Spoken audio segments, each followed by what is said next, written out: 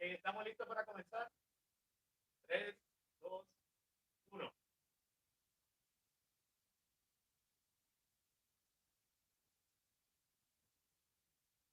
Hello, everyone. Welcome to the English Press Conference, North Americans reporting back from our experiences as accompaniers of the 2021 election here in Nicaragua. Thank you all for being here and good afternoon.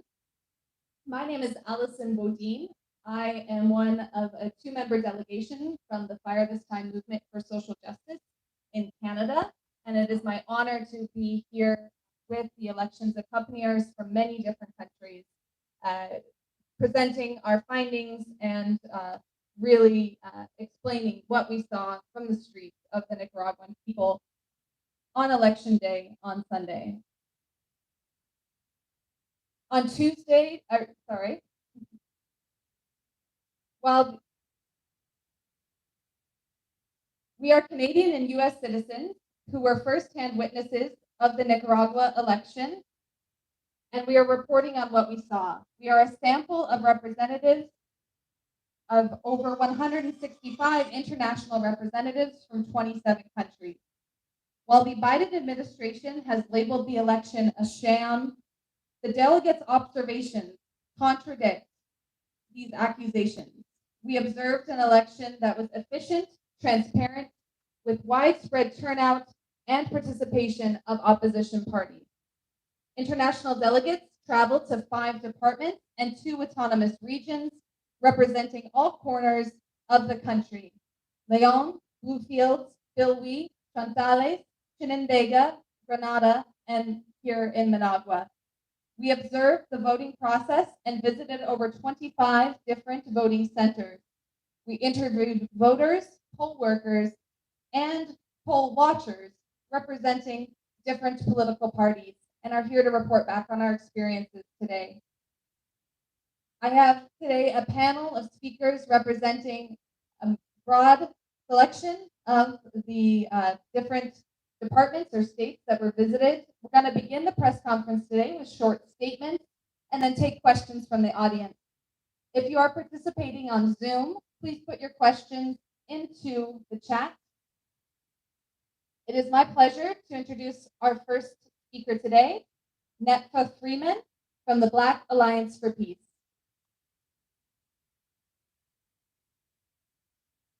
Thank you. As I said, my name is Netfa Freeman. I'm with the Black Alliance for Peace. Our delegation went to the Caribbean coast and visited Bluefields and Pearl Lagoon and Copper Hill. Upon coming into the country, we were actually, before we even went to visit, before the election day actually happened, we were actually able to see the cynical, through the media, the cynical and obscene attempts of the U.S. government to preempt the validity of our testimony of what we've seen here. The U.S. silence about the violence and repression in places like Honduras and Haiti speaks louder than the lies they speak about Nicaragua. The Biden administration lies about Nicaragua elections have no basis in reality. Nicaragua policy, U.S. policy toward Nicaragua is connected to their policy against Cuba and in Haiti and Venezuela and Colombia. U.S. political prisoners. They talk about political prisoners or people being prevented from participating as candidates in the process when this is completely untrue, and the U.S. holds political prisoners, some of the longest held political prisoners on the planet who are now dying in prison. We saw firsthand the vibrant freedom and fairness of the process on the Caribbean coast. Indigenous and Black people went to the polls in a humble and orderly fashion. They spoke of their gains since 2007 when the Sandinistas came to power, and that what they are trying to ensure through their process of autonomy is the continuation of their projects of infrastructure for water, electricity, roads, education, healthcare. Nothing that is comparable to what their experience is, nothing comparable to what we have in the United States, where the U.S. haggles over the price tag of providing these things for all of its citizens, human rights for its citizens. Most of all the people on the Caribbean coast and Bluefields and other places expressed their faith in their government because of the fact that it provides agency to them, not things being given to them, but that they are actually autonomy that's statutory, that's enshrined in the law, and also is behind how they carry out the election process in those regions. The black power that we fight for in the United States, they are realizing through autonomy. Autonomy is black power, and they say is ensured through the Sandinista revolution. The U.S. policies are based on racism, the outrageous assumption that the U.S. has the right to determine the leadership of other nations when it can't even provide basic human rights to its own citizens and residents is obscene. We're here because we are anti-imperialist internationalists opposing the common global system of oppression. Thank you.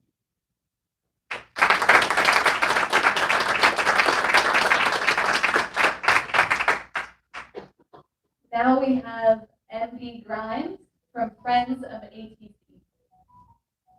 Good afternoon. My name is MB Grimes, and I'm here representing Friends of the ATC, which is a solidarity network that supports the work of the Asociación de los Trabajadores del Campo, or the Rural Workers Association here in Nicaragua. I've been interning here for Friends of the ATC for the past 2 months, learning the reality of the lives of Nicaraguans here leading up to the election.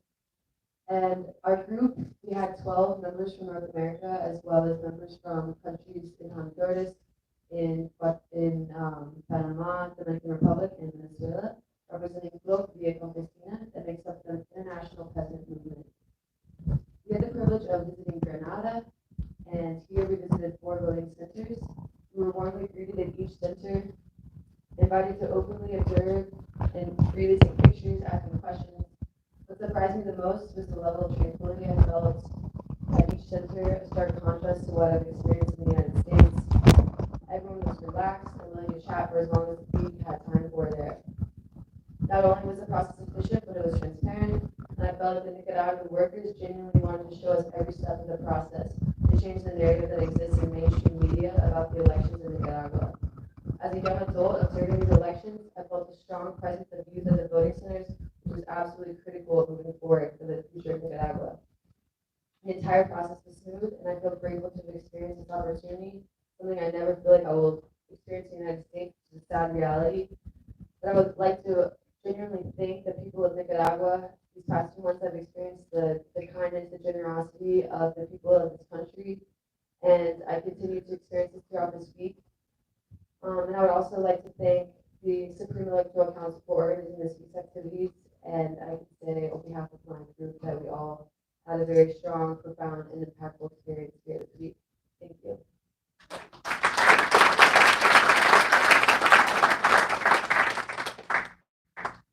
Thank you. Thank you. Next, I present Paul Pumphrey from Friends of the Congo.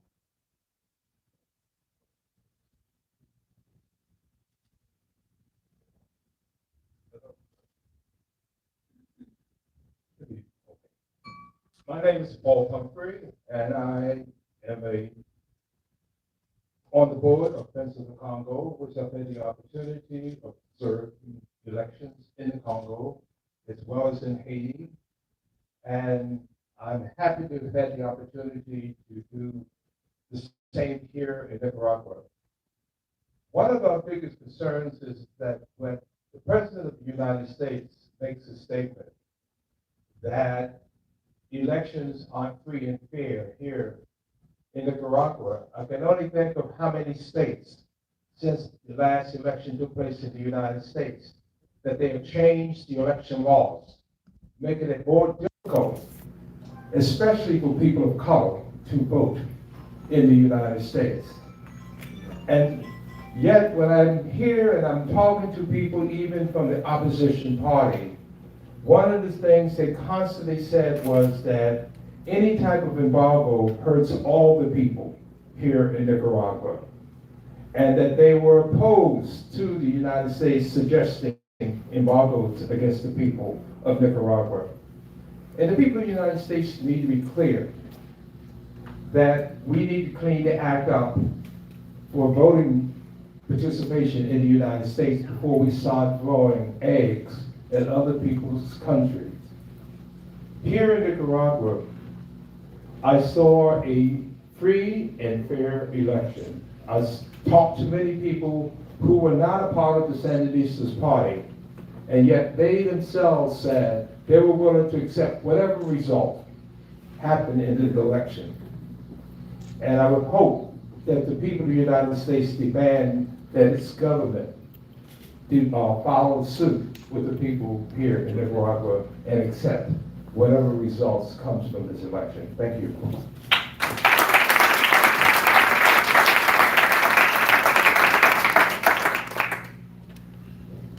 Now I have Dr. Timothy Bood from the Delegation of the Anti-Imperialist Workers Platform. Okay, just to correct that, I actually, I am here with the Code Pink delegation. I'm a physician in Halifax, Nova Scotia, and I've worked as an election observer in 6 different countries, including El Salvador, Honduras, Haiti, and Colombia, and Venezuela. Our group traveled to the Department of Chontales in the southeast of the country, and we witnessed a high level of participation in the voting. There were long lineups of people early in the morning waiting to vote, and it certainly was in keeping with the 65% voter turnout that has been reported here, which is, and the opposite figures that are in the mass media in the United States are completely false, and I think we need to make that completely clear. We spoke with opposition members as well in the voting centers. None of the opposition party members that we spoke to had any complaints to make about the process. And I think I should also address my own experience with having been banned from Facebook for 3 days. I was commenting on a website called Confidencial, in which they stated that the Sandinista Party had troll farms and such to spread disinformation. I think it's important to state that it's completely false. And in fact, the extreme irony of the situation is that the United States employs troll farms throughout the world to influence elections and to overthrow governments, such as the attempt to overthrow the government of Nicaragua in 2018. And they continue to use these troll farms here to attempt to influence the election. So, as an election observer, I felt compelled to speak out and to denounce the American-U.S. interference in the electoral process of Nicaragua, and for that, I was banned.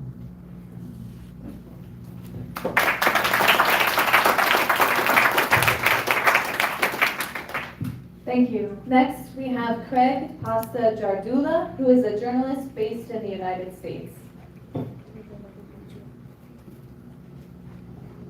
Thank you very much.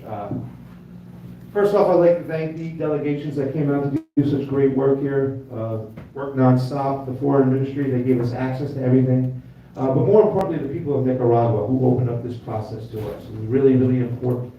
And it's not just important for the people of Nicaragua, but it's also important for people in the world.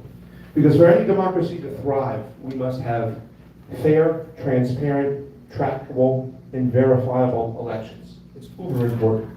And I'm not going to harp too much on any type of politics, but I want to concentrate on the process itself. I didn't really care who was on the ballot. All I cared about was the framework and the process in which we saw to see that it was a fair, transparent election. And every step of the way here in Nicaragua, that's exactly what we got. From the registration process down to the fluidity of the voting process. We, in fact, clocked a voter who got in and out in 8 minutes and 43 seconds. And that was a long time, in fact. Could you imagine in America, which we saw in California with the California primaries, people waiting 5, 6, 7, 8 hours just to vote? We didn't see that in Nicaragua. And everything was great even down to the tabulation process, where we had multiple parties in the room to assure integrity. The whole step of the way, which was great. But mainly I want to talk about the process, meaning the chain of custody, because that's something that we really saw that was great here in Nicaragua. It made this election a home run. The chain of custody is very strong here. including the fact that in Nicaragua, we have something that is awesome that a lot of countries need to adopt, which is where the vote is cast, it is counted. That ensures a strong chain of custody. And regardless that we heard a lot of misinformation when it came to parties being jailed and not being able to run on the ballot, which was so untrue. We understand that a lot of these parties received money from NGOs and they didn't want to declare where they got their money from. We saw one of the cleanest processes here in Nicaragua. It was definitely a home run. So I'm just going to keep it short and simple and talk about the fact that Nicaragua has a great chain of custody. And a lot of countries need to look at that and adopt that because that's what made this election right here in Nicaragua a home run. Thank you very much.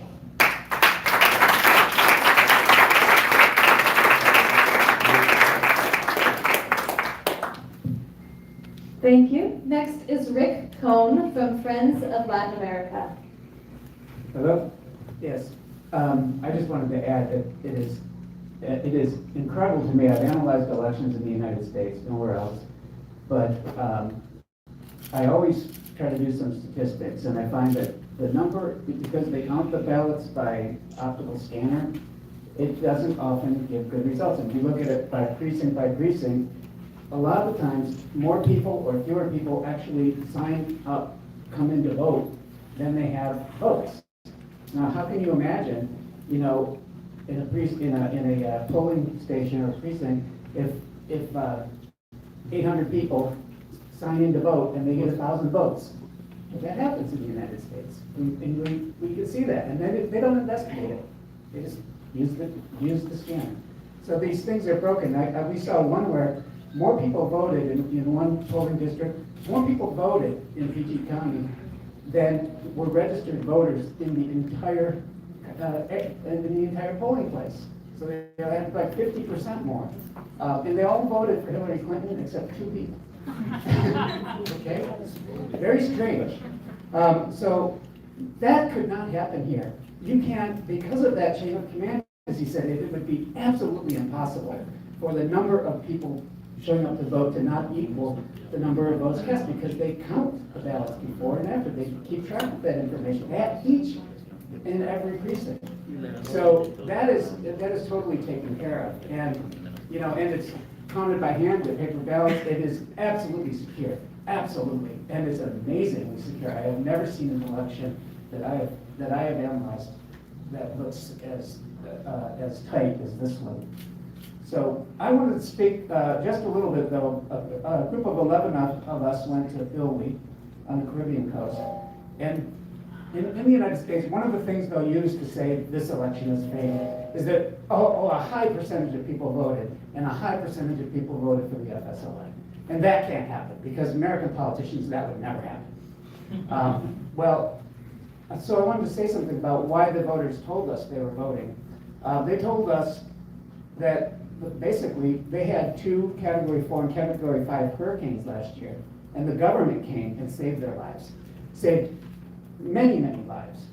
And people have trust in that government.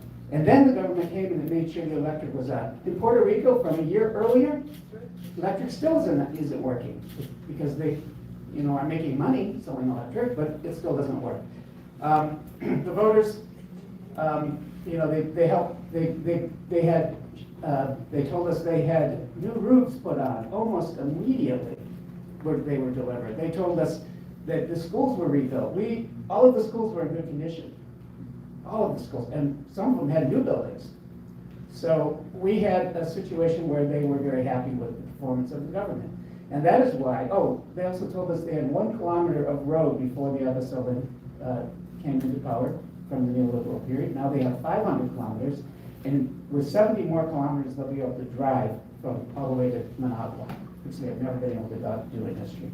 So they told us these things, and the FSLN party received the highest percentage of votes. But that's not strange, because they really support the government. They received 86.7% of the votes. But it's, there's no way that's made up. That's not fake. It's where they're at. Thank you.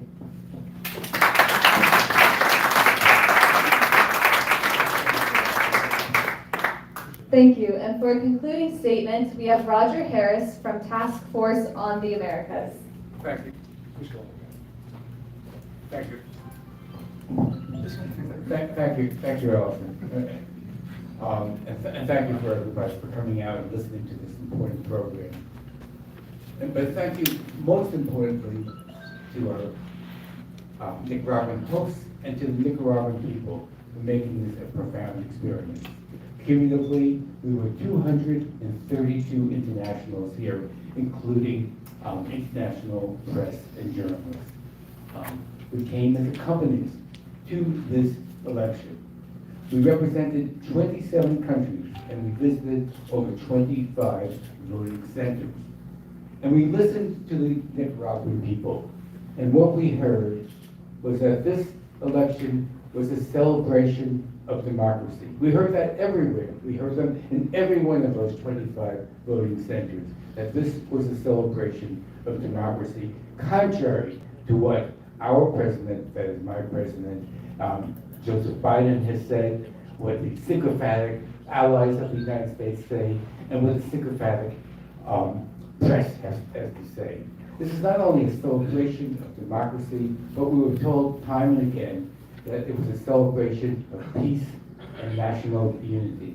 And this has to be understood in the context of the events of 2018, when this country experienced a U.S.-instigated coup attempt to overthrow the democratically elected government. And the people constantly came up to us and they said, we are so proud that this election is peaceful, tranquil, and calm. And we appreciate that you have come to see this and to tell the world that that is what the true Nicaragua is. And this was a celebration, above all, of sovereignty. This was called Elections 2021 Sovereign Elections. And when they say sovereignty, that means sovereignty from the imperial power to the north. On the same day that the Nicaraguan people made their celebration of democracy, U.S. President Joseph Biden called this a sham election. 3 days before, the United States lavished Saudi Arabia with a $650 arms gift sale.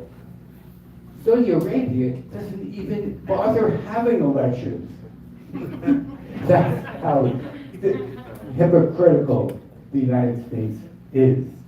The United States talked about these so-called pre-candidates, the 7 so-called pre-candidates.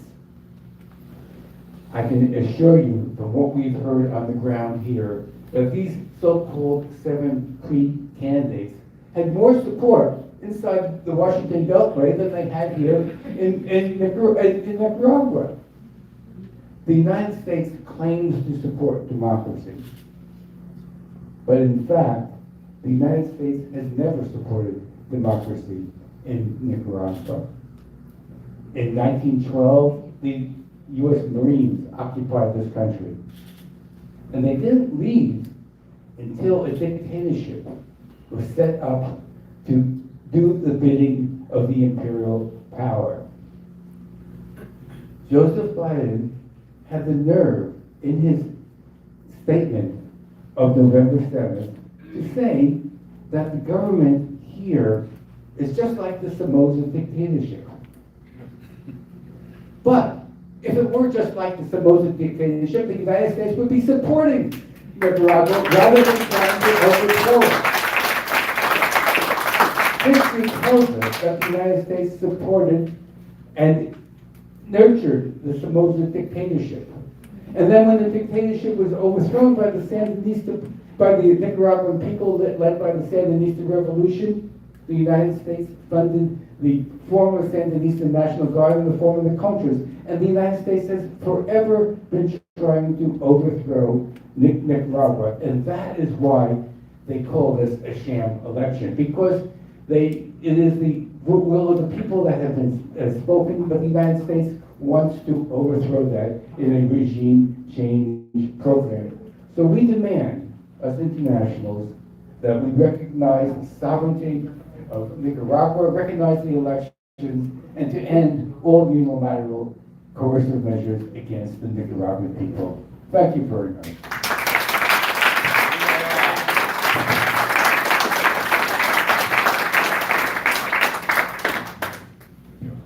Thank you. Thank you to all of the international delegates for speaking on the panel here today and giving your statements. We're now going to take a time to take questions from the audience. There are already some questions coming in on the Zoom. Again, if you would like to ask a question, please do type it into the chat on Zoom. We are monitoring, and if you are here in the room, raise your hand. Welcome. Yeah, go ahead. Está bien si yo hago la pregunta en inglés y yeah, okay. Can I use my phone to record myself? Camila Escalante, Caltashua News, based in Bolivia. So we have a collection of people here from Canada and the United States. And today, Luis Almagro tweeted that the OAS has their own report. Despite that the Organization of American States was not here on the ground, we didn't see them here, they don't know what was going on. But they actually, they said that this is, they're asking for a response to this clear violation of the Democratic Charter, referring to the electoral process that took place on Sunday. This is a report about strengthening democracy in Nicaragua despite their lack of presence, and they call for and demand the annulment of the elections and the holding of a new electoral process. We've heard this before. They say with, quote, guarantees electoral observation and true electoral competition. So everyone here, unless you're from Cuba or from Venezuela, is part of a country that is a part of the Organization of American States. So what can we do? What can some of you guys do? What do you think we can do going forward, given that we're represented within that body that continues to be interventionist, and where I live carried out a coup exactly 2 years ago in Bolivia and has also interfered in the internal affairs of Cuba, Venezuela, and many other countries? I want to ask at least someone from the US. It'd be great to hear from someone from Canada as well. Nedfa, if you would. I think it's a very good question. I think it's actually an important question. I think that we first have to realize the short answer to your question is that we have to build an anti-imperialist united front that's global. The OAS, the Organization of American States, has lost its own legitimacy a long time ago, if it ever even had any. And so, like you said, you pointed out, it blatantly supported a coup in Bolivia, and now it's attempting to discredit a process of free and fair. Itself is discredited. I think what has to happen is that we have to build an anti-imperialist front that only recognizes legitimate popular human rights or people-centered human rights processes. And I think that also goes for looking internally to the United States, where the United States pulls the strings in the OAS, the Milagros and all of them, they already carry the water of U.S. imperialism. And so when we look to also expose the blatant contradictions and hypocrisy that U.S. domestic policy has, its connection with the foreign policy that it has, then I think that's the beginning of us building an anti-imperialist united front, and that's essential. And it also means that we have to look for processes of power. You know, we have to build power on the local level. There's places that don't hold state power, where the people don't hold state power. It's still in the hands of an elite, like, for example, Haiti. If we look at the stark contradictions in Haiti, where they supported dictator Jovenel Moïse, in spite of all of these mass demonstrations against Jovenel Moïse, they funded the police there, they funded repression, and even now, after his assassination, they were trying to legitimize people just kind of assuming themselves in power, actually picking the next person in power. So there's a lot of hypocrisy there the United States has, and the Organization of American States reflects that same hypocrisy. Yeah, and just a follow-up, if I could hear from one of the, I know there are fewer people from Canada, but Canada is a member of the Organization of American States and was also at the front of the Lima cartel, which tried to overthrow the democratic constitutional Bolivarian government of Venezuela. I can go first, Tim.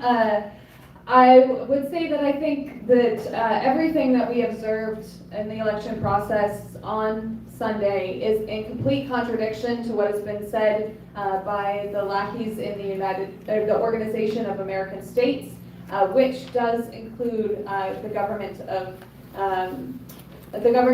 right-wing countries across Latin America. We can see that there is a necessity for us as people from the United States and Canada to call on our countries where we live to recognize the results of the election here in Nicaragua, to really organize as people across the border to build a movement in solidarity with the voice of the people of Nicaragua, their self-determination, their independence, and their sovereignty, which we saw and observed as being expressed on Sunday, November 7th, during the elections.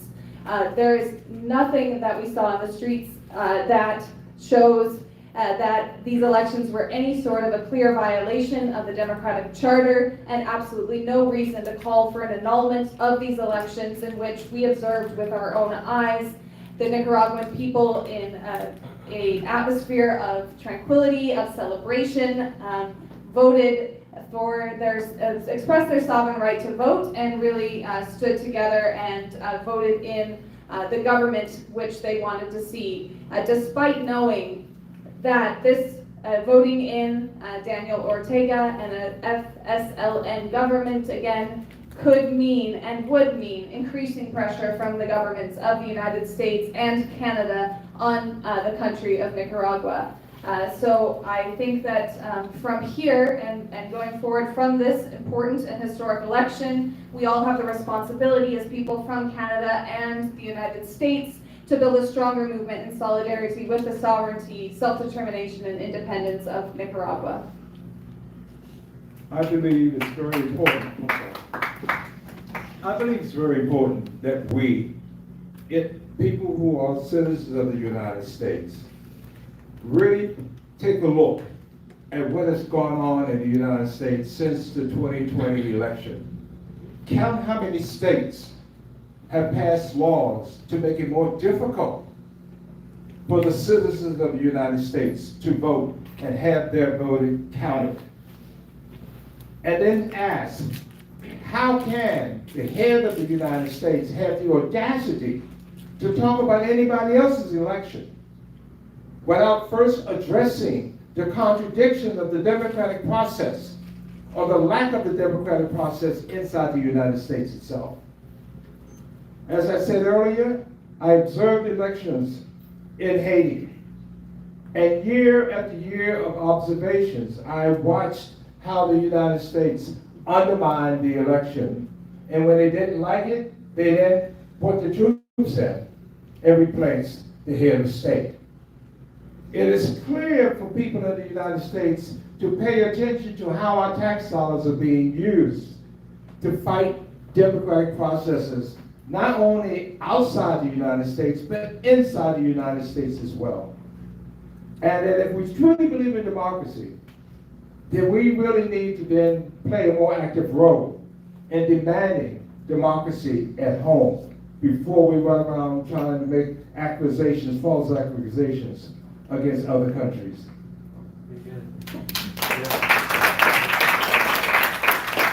Anyone else like to address the subject? I just wanted to say that I agree the OAS is completely discredited, especially with their role in the coup in Bolivia not too long ago. That I think proved it to everyone what their purpose is, their role is. And I think the Canadian government, well, it's an embarrassment to Canadians everywhere. The Canadian government acts as an errand boy for the United States. The Canadian government has no problem whatsoever with the narco dictatorships of Honduras or Colombia.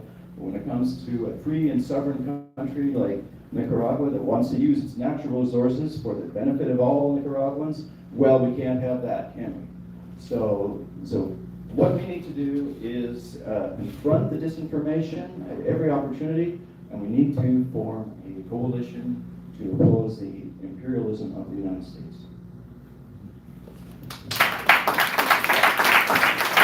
I just want to piggyback on that and say absolutely. We just have to get some recognition going, realizing who the OAS is, educate people who they are. We call groups like the OAS and the NED the CIA light.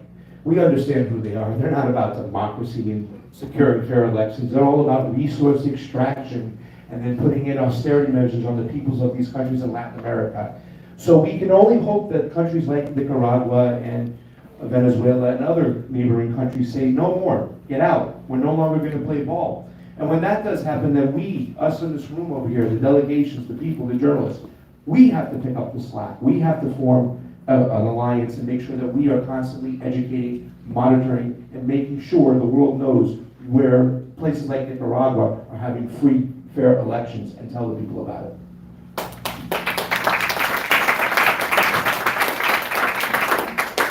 Thank you. We actually do have another question I would like to address.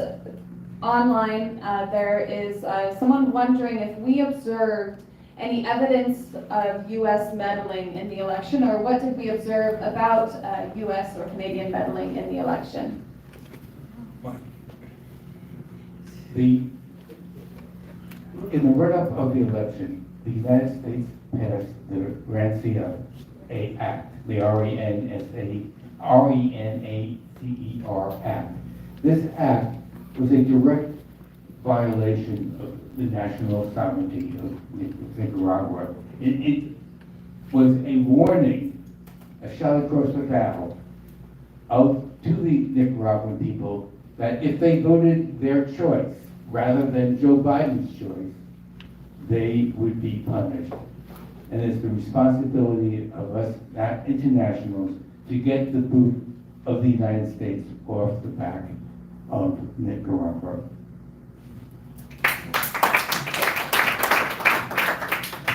I wanted to add that corporate media like Facebook, well, all of the corporate media, including Facebook and Twitter, the social media are actually just part of the U.S.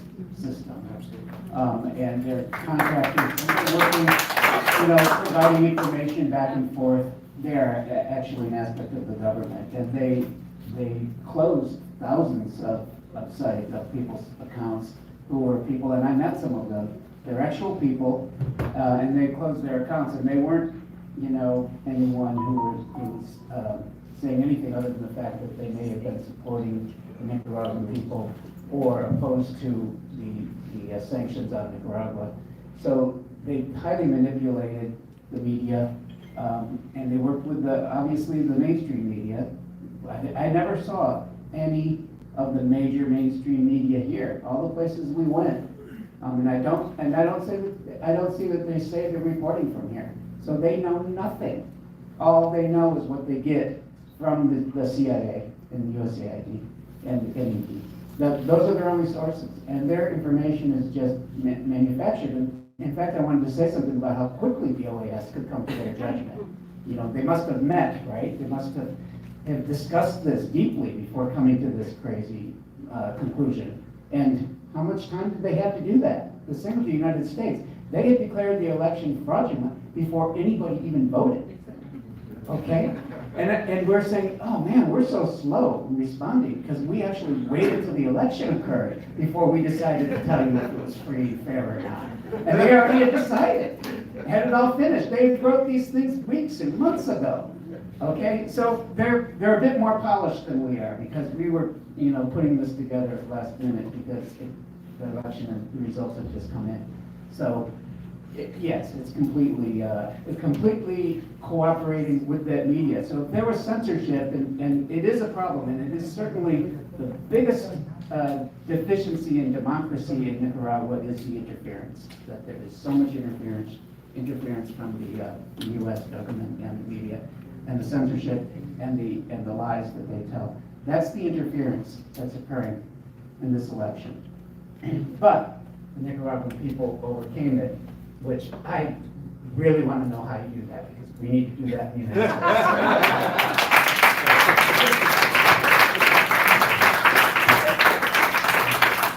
I agree with everything everybody said. I think it's important for us to know. I'm sorry.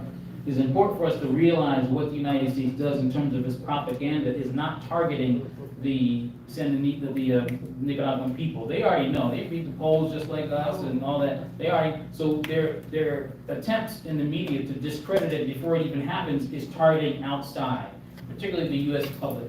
Is to get support for their programs of so-called quote-unquote regime change, or the change of governments. So it's incumbent upon those of us who are anti-imperialists outside of Nicaragua to recognize the reality, to not see through the lies, and also to do our work in exposing the United States government, not just the United States, but we're also talking about the OAS and all NATO. All of these institutions are really nothing but the pan-European capitalist patriarchy. They're the US, EU, NATO axis of domination. That's what the OAS is, and it's part of that. And so we have to realize that this stuff is not, they already know that the Sandinista people, and the FSLN, like one of the young people told me, it's not just a party. I said, the US doesn't realize we're a social movement. And so they know they can't do anything against that. But what they're trying to do is intoxicate our thinking and trying to make people on the ground already have judgments about what the kind of things that we're expressing here today.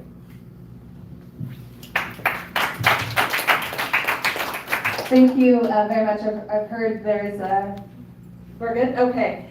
So the next question we've actually gotten is if, first I would say that the government of the UK has probably expectedly joined with the governments of the US and Canada in condemning these elections as not legitimate. So there are people in the chat that wanted to express that, and also are looking for comment on whether anything that we've seen or we've heard from people in Nicaragua, because again, we really want to be explaining and telling people what we saw and what we observed and how people in Nicaragua that were voters responded to our questions. Do we think there's any chance or any plans for an OAS or a US coup attempt here in Nicaragua? I can at least say that then. I'm sorry, I don't want to be talking too much. But I mean, they've done that. A lot of people may not. Some of us here would keep up with it. We've even reported on it and things like that. So in 2018, they already attempted to coup, and this is part of the U.S. playbook. Is to find what are either the delinquent force of the people, the citizens of a country, and co-opt them, either pay them or whatever to create destabilizing attempts. And these things are violent, viciously violent attempts that are cast in the media as if there's some legitimate uprising against a dictatorial government. So they've done that already. We can always expect that they will do that. If they will drop bombs on innocent babies anywhere in the world, that means they're committed to full spectrum dominance by any means necessary. So we have to be committed to decolonization, anti-capitalism, anti-imperialism, and I'll just say this directed to indigenous and black people. One of the things they're trying to make us believe, because it's hard for us to say we trying to convince our government. I'm talking about, people like in my organization that are part of the Black Alliance for Peace. This is not our government. We are subjects, we're colonized victims of their violence inside the United States. We're not trying to convince them of nothing. We're fighting for decolonization and liberation against these global imperialist pigs, and that's what we're struggling for. So, one, we don't put anything past them. They're going to do whatever they can do. They're going to continue to do it until their last breath, and so we have to be just as determined to get our liberation and our freedom. That's right.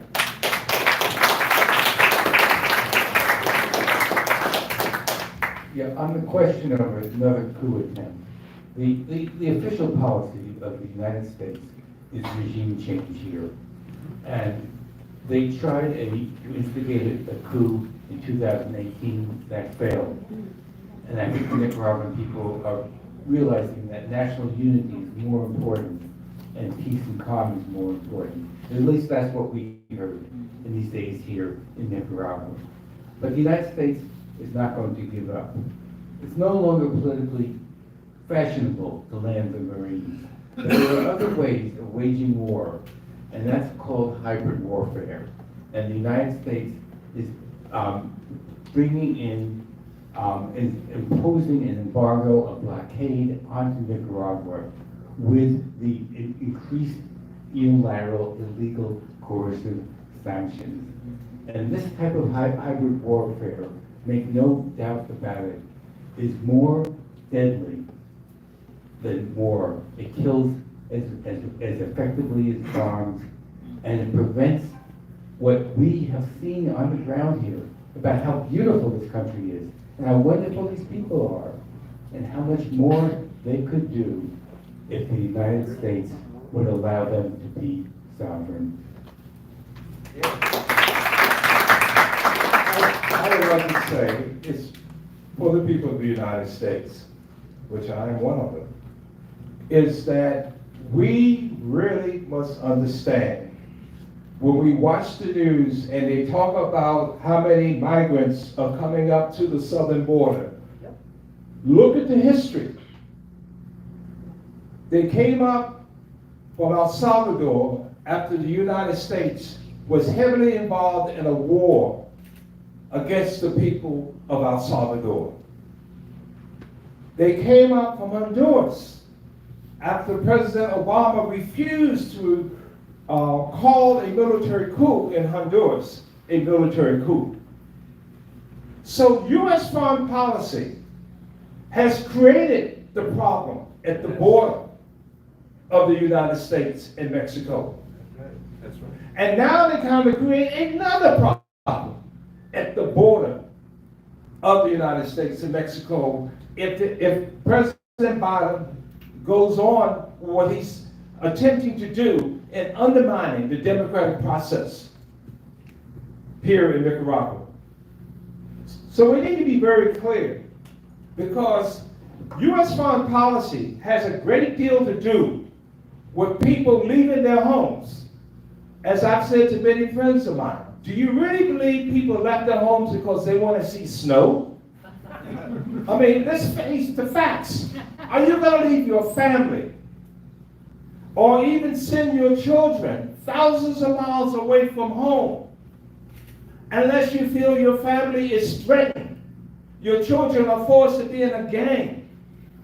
That because your parents may be a labor leader, that his life and his family life is being threatened. This is the reality of what's going on here in Central America. And it's U.S. tax dollars and U.S. corporate interests and U.S. corporate greed that's creating this nightmare for the people of Central America. And it's high time that those of us living in the United States open up our eyes and see that the real problem here in Central America starts with the U.S. government and U.S. corporations. And until we stand up and practice democracy, let me repeat that, until the people of the United States stand up and practice democracy and demand, the same way we did when we demanded the United States get out of South Africa. There is another move right now that needs to happen. We need to say that the United States government and U.S. corporations need to get their hands off of the people of Central America and South America and stop the greed and the robbing and the killing. Yeah.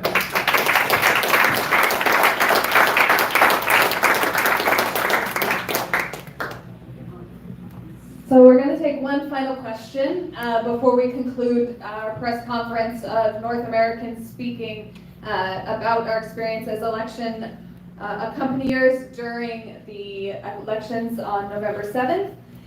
The question is, if we could please address Sunday night's statement from the White House on the election, a statement that was similarly echoed by the Foreign Ministry of Canada, and if anyone could please address Sunday night's statement from the White House and Joe Biden about the illegitimacy of the elections here in Nicaragua. One thing I would like to say in reference to that is either the President of the United States is clairvoyant or he's a liar. Simple. Because how did he know what was going to happen during the election before he even actually had the evidence to make the statement that he made? And I've seen so many people, because they were upset with the Trump administration, go from Twilly-dee to Twilly-dum and believe that, well, since Trump is so bad, Biden has to be better. And I say, no, he's not. because he's just as bad and even more dangerous, because so many people in the United States think that since he's not Trump, that we have a better government. All I simply say is look at the facts. Look at what's going on the ground in the United States. Look at how many states are changing the election laws. Look at how the military budget is still growing. And for what? We just got through spending over $2.5 trillion in Afghanistan. And the question needs to be asked, for what? United States was in Afghanistan for 20 years. And guess what? During that 20 years, the highest export of heroin to the United States was Afghanistan. How did that happen? When the U.S. government military claimed they were in charge, unless they were part of the drug trade. We know when the war happened here in Nicaragua, and it got rid of the Somoza regime, cocaine started flowing into the United States to supply money for buying arms for the Contras. There's a real connection between many of the problems we have in the United States and U.S. foreign policy. And we need to learn to connect the dots. We need to learn to connect the dots and learn from the mistakes and the criminal acts that our government has been doing against the people of Central America.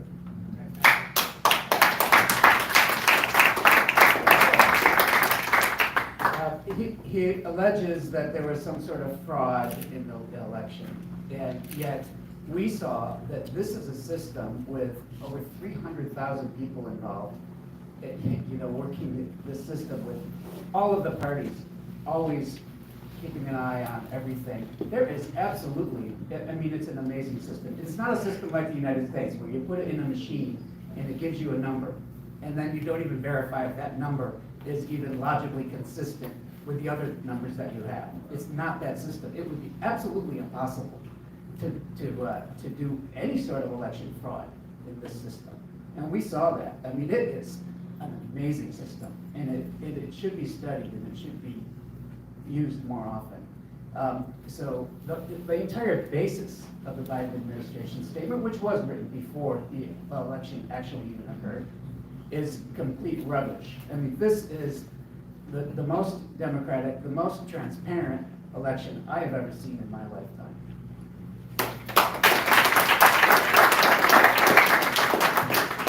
Thank you.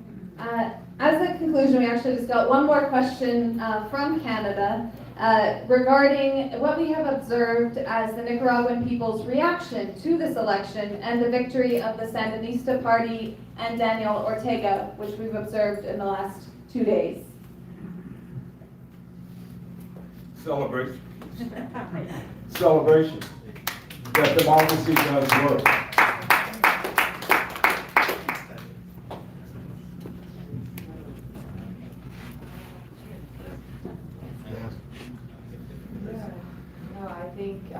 It's been a beautiful opportunity to experience. I think most of us were all together last night in celebration at the palace, and seeing the amount of support from the youth in particular really stood out to me.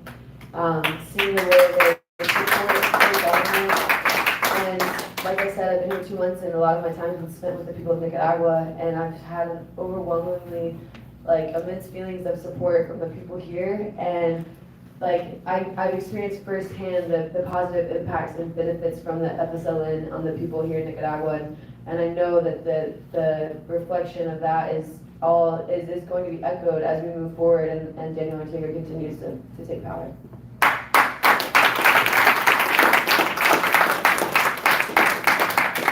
I will say also that reaction was quite immediate as we were driving around the city of Managua the night of the election after the results had been announced. We already saw people gathering to celebrate the victory. They were spontaneous. They were expressing themselves in their sovereign will, and it was very apparent in the streets of Nicaragua that there was a peaceful yet celebratory really air to the city that night. And it continued well into the morning with fireworks, and we woke up the next day to a city that had been through an election for actually president, the National Assembly, the Central American Parliament as well, and the vice president, but a city that continued to be calm and functioning and really just going about their business of building their country of Nicaragua with the government that they chose with their sovereign will. As we close the press conference tonight, unless anyone has anything final they would like to add, we say as people from Canada and the United States that we will remain committed to building a movement in solidarity with the people of Nicaragua and their democratically elected government against any form of US or Canada intervention in the country, especially in the form of deadly sanctions, and that we commit to starting that work from today. Here at this press conference, we represent a wide breadth of organizations, backgrounds, and people across the US and Canada, and we will continue our work together from this point. There's absolutely no doubt that the results of the elections reflect the will of the people of Nicaragua, and we demand that the governments of the US and Canada recognize these democratic elections, which we have seen with our own eyes. Thank you again for everyone joining. Thank you for our participants, all for joining today, and all the journalists, and we will talk to you soon.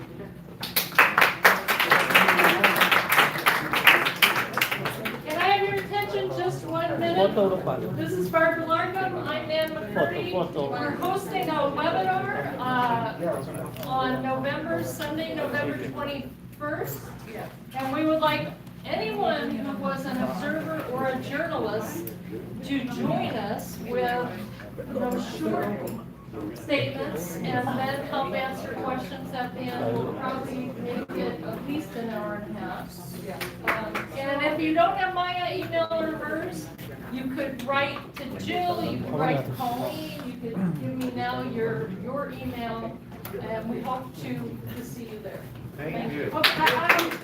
Can I take one more message, please? I just want to let the people that are going to be in the hotel today, like at 3 o'clock, there's going to be an earthquake drill. So when you start hearing the alarms, et cetera, it's not that there's an earthquake, but it is a drill. It's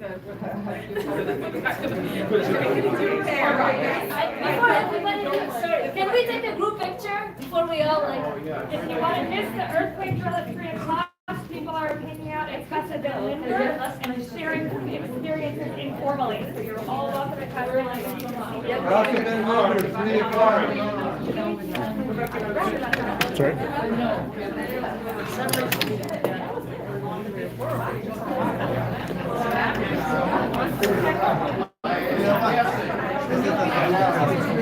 Who's out? You got my telephone?